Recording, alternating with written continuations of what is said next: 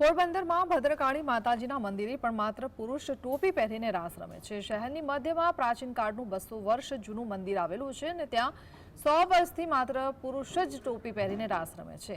આ ગરબીની સ્થાપના વિક્રમ સંવત 1980માં કરવામાં આવી હતી।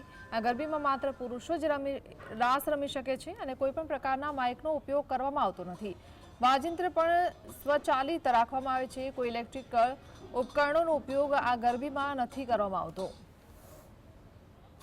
ભદ્રકાળી માતાજીના પટાંગણની અંદરમાં હું છેલ્લા 25 થી 30 વર્ષથી તો આવું જ છું, રમું જ છું અને સાથે આ ગરબીનું મહત્ત્વ જે છે એ ફક્ત ટોપી માટે કે પ્રખ્યાત છે બધા આખા ગામની અંદરમાં કે ટોપી પહેરીને રમવું આ ગરબી, પણ હકીકતે માતાજીના સ્તવન અને માતાજીની આરતી સહિત માતાજીના ભજન જેમ સામે બેઠા ઊભા એ સતત એટલી પાંચમી કારીથી ભજન બોલે માતાજીના ગરબા બોલે કે જે ગરબાની અંદરમાં આંતર